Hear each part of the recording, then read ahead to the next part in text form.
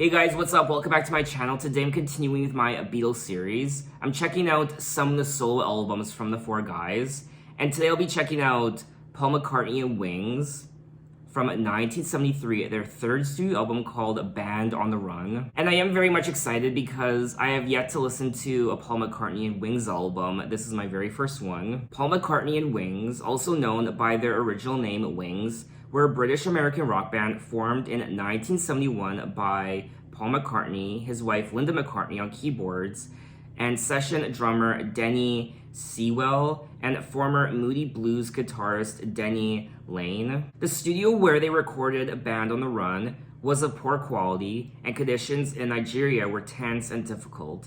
The McCartneys were robbed at knife point, losing a bag of song lyrics and demo tapes. Now, Band on the Run is regarded as one of the greatest albums of all time. In 2013, Band on the Run was inducted into the Grammy Hall of Fame. By 1973, 3 years after the breakup of the Beatles, Paul McCartney had yet to regain his artistic credibility or find favor with music critics for his post-Beatles work. When talking to Sounds magazine, Linda McCartney said, "Paul thought, I've got to do it. Either I give up and cut my throat, or I get my magic back." When talking about the album, Paul McCartney said, "It's a collection of songs, and the basic idea about the Band on the Run is a kind of prison escape. At the beginning of the album, the guy is stuck inside 4 walls and breaks out. There is a thread, but not concept." Now, the album cover depicts McCartney, Linda, and Laine, plus 6 other well-known people dressed as convicts caught in the spotlight of a prison searchlight. Now, I am looking at the track list, and there are 12 tracks I'll be checking out for a total of 50 minutes, and I also don't recall hearing any of these songs before. So let's get into it with track 1, Band on the Run.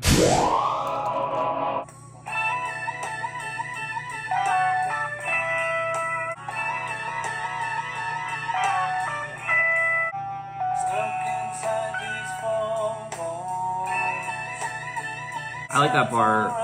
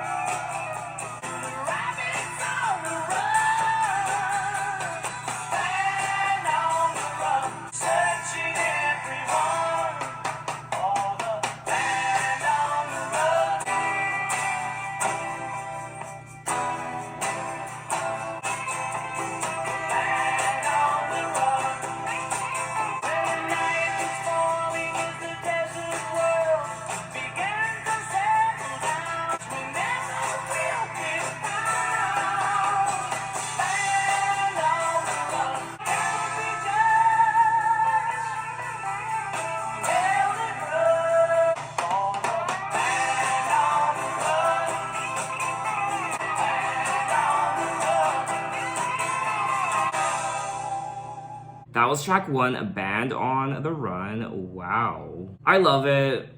I absolutely love it. I very much enjoyed the overall production on this track, the instrumental, in particular the beginning with that riff. I also really liked the progression of the song. The first half sounds quite different from the second half. Stuck inside these 4 walls, sent inside forever, never seeing no one nice again, like you mama, you, if I ever get out of here, thought of giving it all away to a registered charity. All I need is a pint a day. If I ever get out of here. Band on the Run, and the jailer man and sailor man were searching everyone for the band on the run. Well, the night was falling as the desert world began to settle down in the town. They're searching for us everywhere, but we never will be found, band on the run. I really do like the story of this song. I like the lyrics. I essentially enjoyed every aspect of this song. Band on the Run is a medley of 3 distinct musical passages that vary in style from folk rock to funk.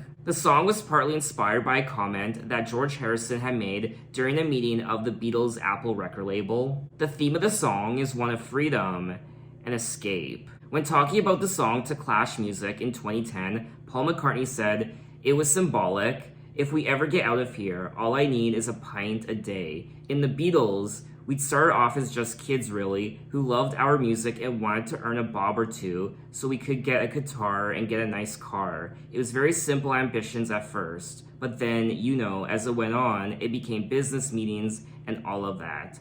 So there was a feeling of, if we ever get out of here. Yeah, and I did. The song was praised by John Lennon, who considered it a great song and also a great album. I'm sorry, my eyes are watering. I don't know why. I think it's my contact lenses. This really was a fun time. Like I said already, I essentially liked everything about it. The overall production, the instrumental, I like the guitar work, the drums, what have you, and also the lyrics and the story of the song. It was a lot of fun. Anyway, let's move on to track 2, Jet.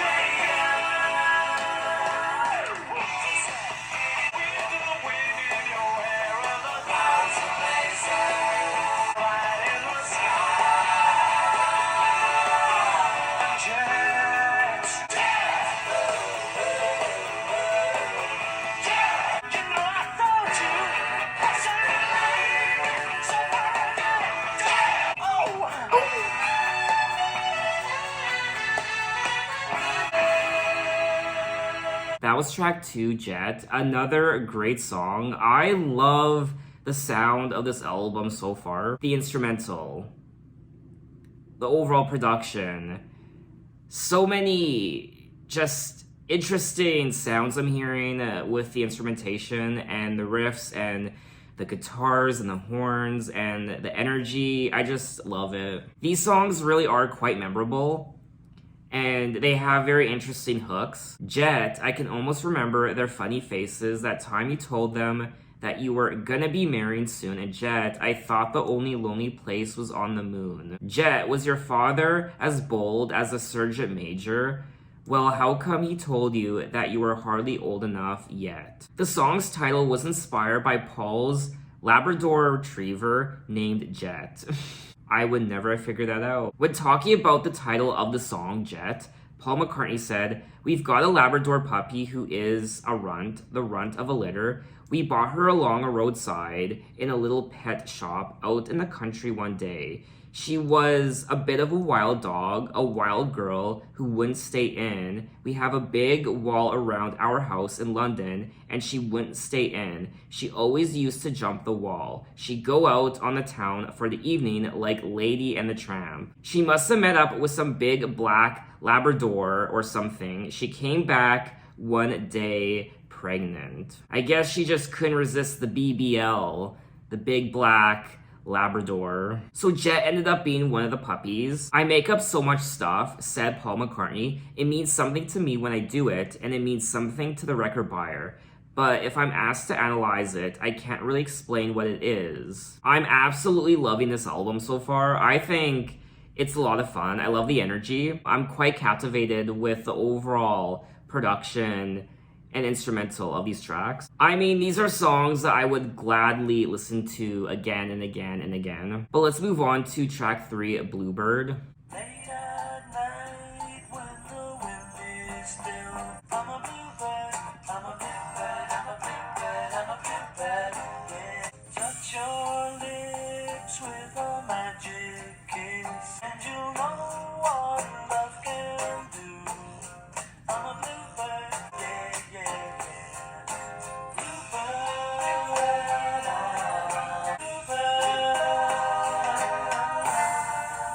as we head across the sea. You're a bluebird, you're a bluebird, you're a bluebird, yeah, yeah, yeah. Bluebird.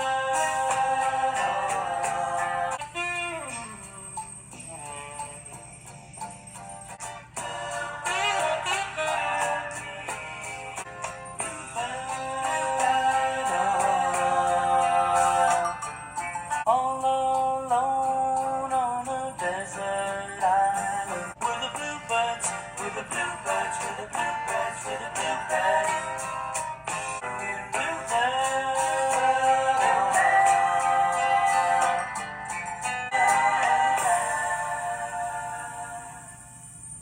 That was track 3, Bluebird. This was another great track. It was a bit jazzier, and for me, my favorite part was the horns. The horns were pure ecstasy for me. And initially, I didn't know what to make of the song the first minute or so, but once the horns kicked in, I fell in love. Late at night, when the wind is still, I'll come flying through your door, and you'll know what love is for. I'm a bluebird. I'm a bluebird. I'm a bluebird, touch your lips with a magic kiss, and you'll be a bluebird too, and you'll know what love can do. Now, Bluebird was reportedly composed by Paul in 1971 during his holiday in Jamaica. Although much of the Band on the Run album was recorded in Nigeria in August and September of 1973, Bluebird was completed later in 1973 at Air Studios in London. One highlight of the song is a saxophone solo played by session musician Howie Casey, which was probably my favorite part of the entire song. In the lyrics, Paul McCartney compares himself in love to a bluebird. The bluebird is a metaphor for the transcendent power of love and the liberation of the human spirit from mental and physical bondage. This track really is quite beautiful. That sense of transformation, that sense of magic. Touch your lips with a magic kiss and you'll be a bluebird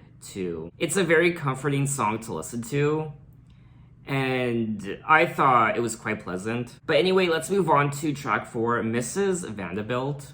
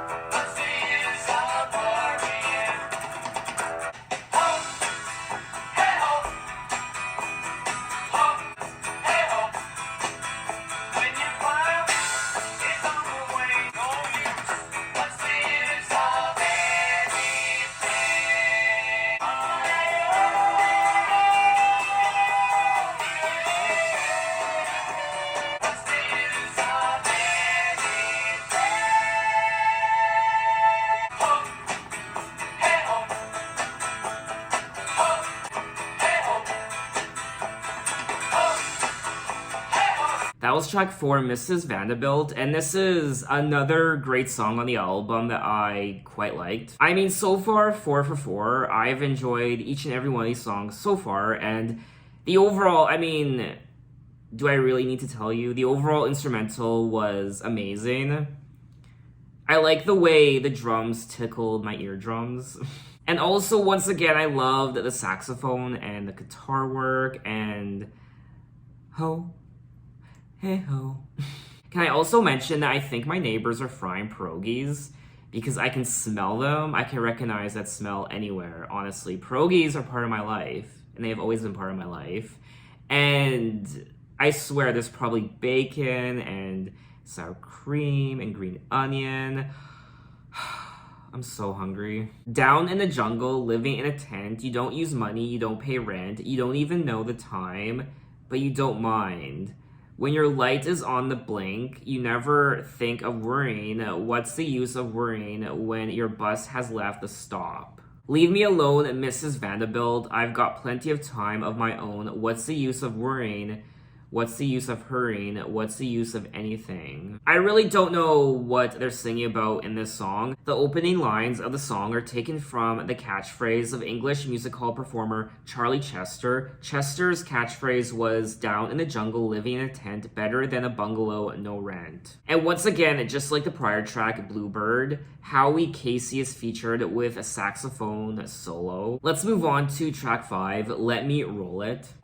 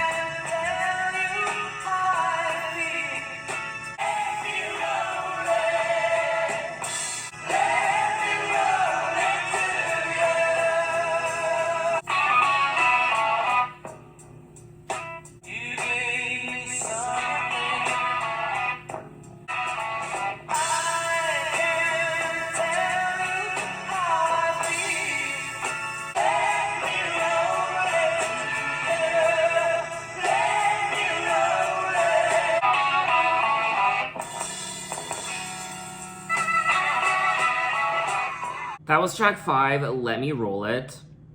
And of course, my favorite part of the entire song was that guitar riff.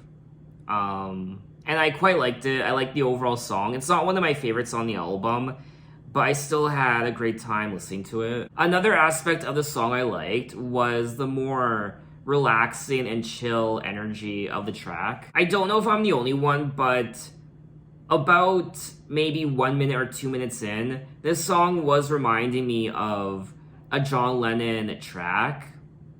I think it was a combination of just the overall composition of the track, but also Paul McCartney's vocals. You gave me something I understand. You gave me loving in the palm of my hand. I can't tell you how I feel. My heart is like a wheel. Let me roll it. Let me roll it to you. Now, some critics did see the song as a pastiche of John Lennon's sound, particularly the riff and the use of tape echo on the vocals. Oh, okay, yeah, so that was it. That tape echo on the vocals reminded me of John Lennon. So that's what you call it, a tape echo. I am curious to know what John Lennon thought of this track. However, Paul McCartney didn't intend the song to sound like John. He did say the vocal does sound like John.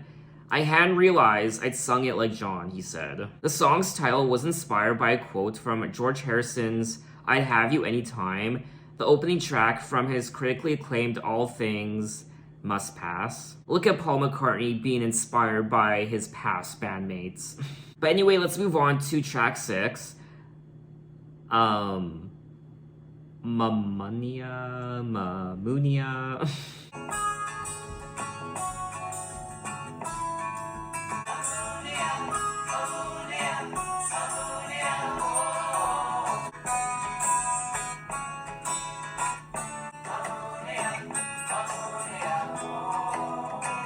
Rain comes falling from the sky.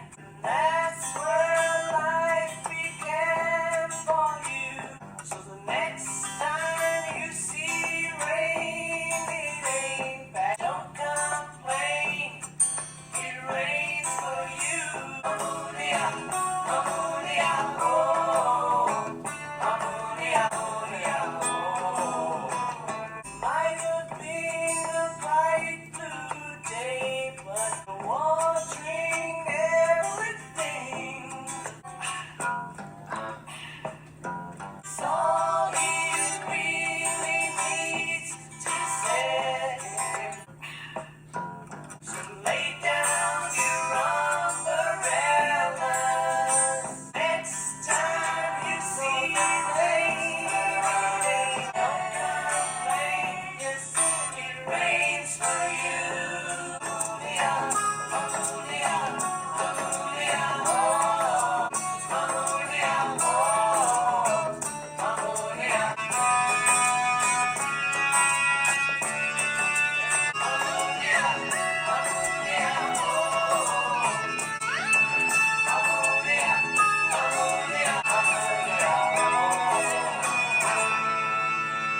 That was track 6, Mamunia. And this was a very interesting track. I still don't know how I feel about it. I did like the chorus, Mamunia, Mamunia, Mamunia, oh. And I also quite liked the last minute of the song. I will be honest, it's not one of my favorites on the album. I did think it was a bit slow in parts, even though I can still appreciate the overall instrumental of it. I still liked the sound of the song, but for me, it just wasn't my cup of tea. But I did like listening to it for the first time. I really wouldn't listen to it as much as a lot of the other songs I listened to. Mamunia was written in Marrakesh early in 1973. The title was inspired by the hotel Mamunia, in which the McCartneys were staying at the time. Mamunia means safe haven in Arabic. Now, according to author John Blaney, McCartney used the term as a metaphor for rebirth. Mamunia is one of several songs on the album, including the title track and Bluebird, which create a theme of escape and freedom. The song's message is to not complain about difficult times because everyone faces tough times, and it's better to focus on your safe haven during those times. The rain comes falling from the sky to fill the stream that fills the sea, and that's where life began for you and me. So the next time you see rain, it ain't bad. Don't complain. It rains for you. The next time you see LA rain clouds, don't complain. It rains for you and me. You've never felt the rain, my friend, till you felt it running down your back. So the next time you see rain, it ain't bad. Don't complain. I will say though, I did like Paul McCartney's vocals on this track. I like the little quirks he did with his voice, like... It is a very chill song. It's very relaxing. It's very calming. I also want to comment on the genre of the track because it says here the genre is Afro Soul, which is stylistically jazz, soul, African music, and traditional music, gospel, and reggae. So I did like the overall sound of this track. I really did. I like the vibe of it. It's just not one of my favorites. Maybe it's one of those songs I have to listen to a few more times for it to really stick to me. Anyway, though, let's move on to track 7, No Words. Wanna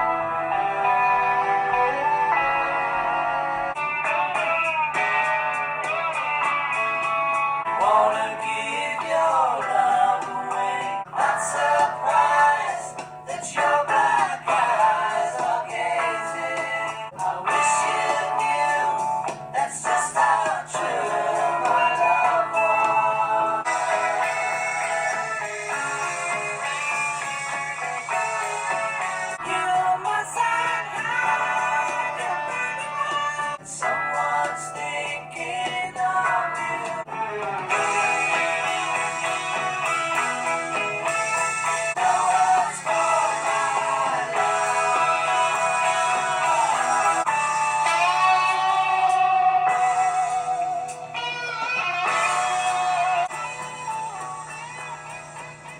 That was track 7, No Words.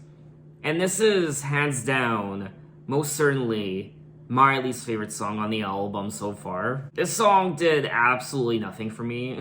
I didn't really find anything memorable about it. And I honestly don't really have much to say about it. You want to give your love away and end up giving nothing. I'm not surprised that your black eyes are gazing. You say that love is everything and what we need the most of. I wish you knew that's just how true my love was. No words for my love. Your burning love, sweet burning love. It's deep inside. I also didn't care for the lyrics. Lock me up, throw away the key. I'm so sorry, but this song did absolutely nothing for me. The lyrics express the singer's desire for a woman who he fears may not be only interested in him. But anyway, let's move on to track 8, Picasso's Last Words, Drink to Me.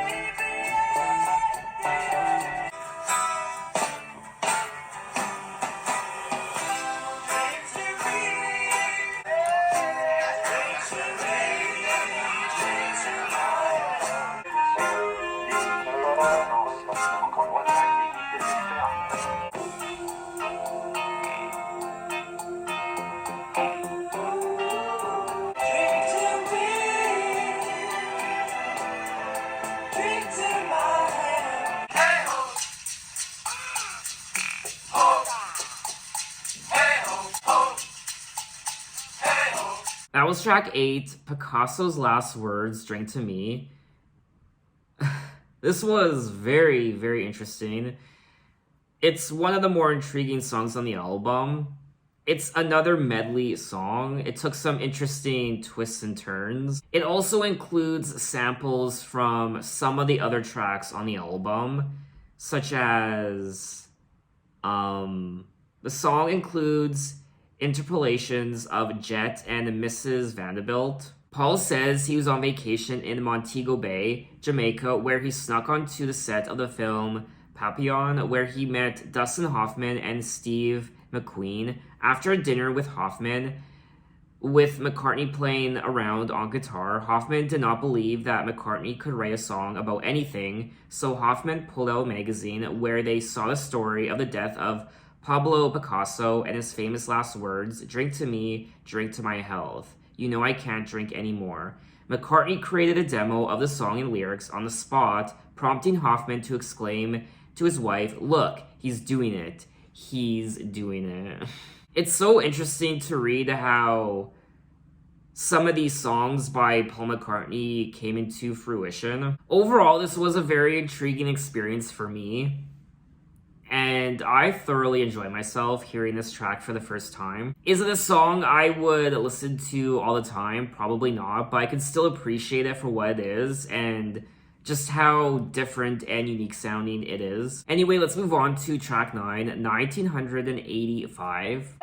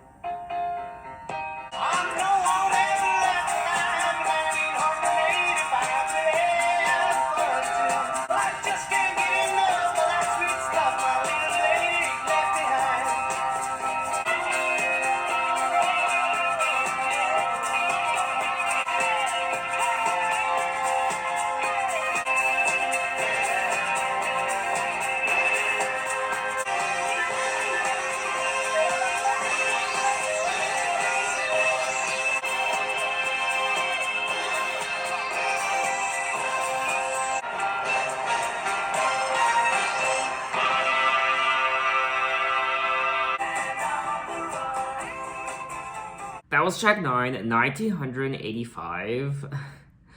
Another highly intriguing song on the album. This is another song where I enjoyed the overall progression from beginning to end.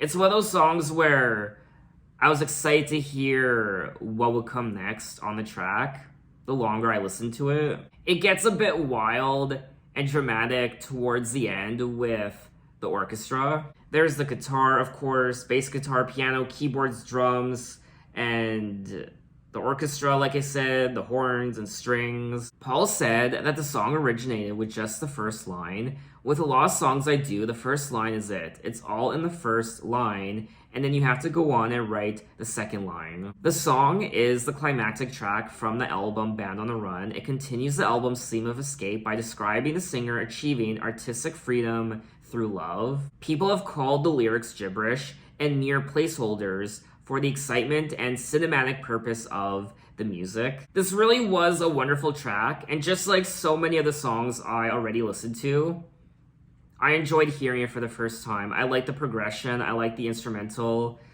I liked the build up towards the end. Anyway, let's move on to track 10, Helen Wheels. Now this is a bonus track.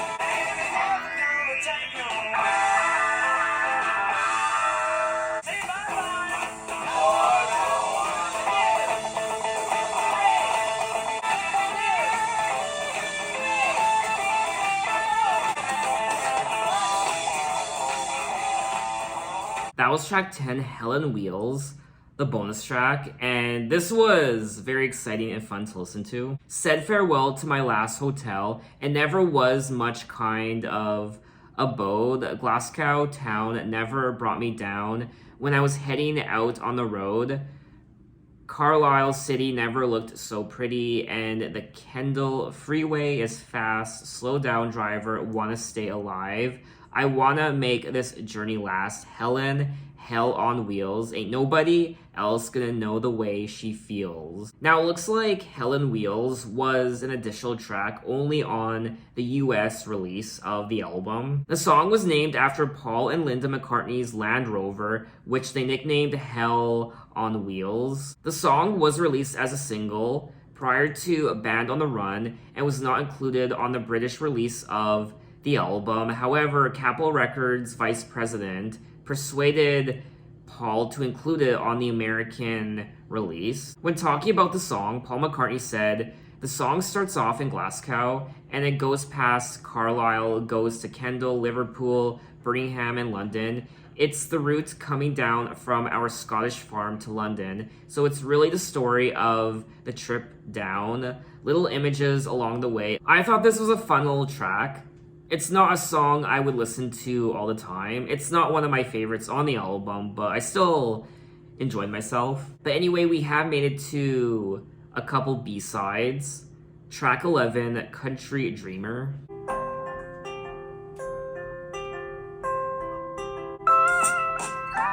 I'd like to walk in a field with you. Would you like to do it too, man? I'd like to stand in a stream with you. Would you like to do it too? Be all my country dreamer.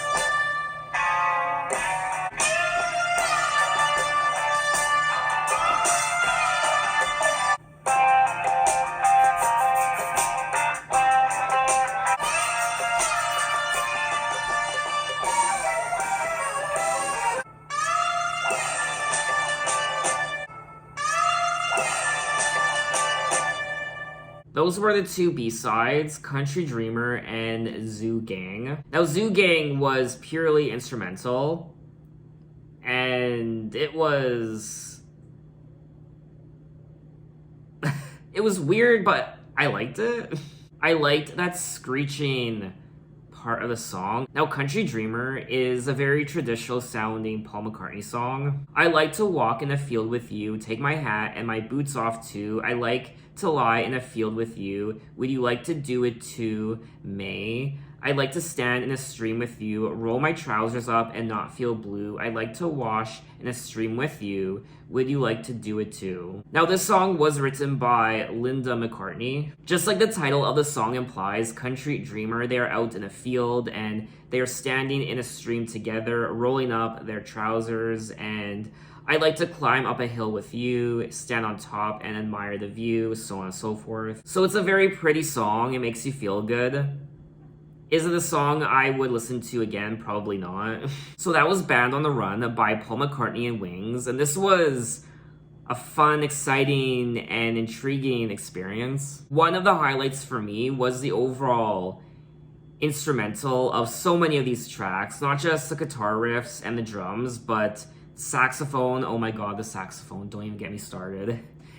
And we heard orchestras and strings and an array of various instruments on this album. Lots of very memorable hooks and riffs and melodies on this album. There is this story taking place of this band on the run. They escaped from some sort of prison, and the overall feeling and metaphor of the album is escaping and finding freedom and liberation, I guess. I also learned quite a bit about Paul McCartney through doing research of these songs. It was interesting to read about how these songs came to be. For example, track 2, Jet, was inspired by his dog at the time. And also track 8, Picasso's Last Words, Drink to Me, was inspired by a dinner he had with Dustin Hoffman. There's also a sense of travel on this album, a road trip, and also a big chunk of this album was recorded in Nigeria. I thought the harmonies were quite nice, and his vocals, of course, were wonderful. It's a very engaging album, a few what the F moments, and even some nice medleys. I also liked the progression of a few of these songs from beginning to end. You really didn't know what to expect the further along you listen to the song. It's a very cohesive and consistent album, in my opinion. I would also generally listen to a lot of these songs again. There were a few songs I listened to where I liked listening to them for the first time. I could really appreciate them, but they're not really songs I would continuously listen to. For me anyway, there was one obvious flop on the album, and that was track 7, No Words. For me, my favorite part of the entire album was the overall instrumental. So what did you guys think of the album, and what are your impressions of it? I just found it to be a very, very creative and intriguing album. So in my next video, I will be moving on to Ringo Starr, finally, and his third album, called Ringo, from 1973. So look out for that video next time, and thanks for watching, guys. You can find me on Twitter, you can find me on Instagram, you can message me, you can say, hey, how are you? And I will see you next time. Take care.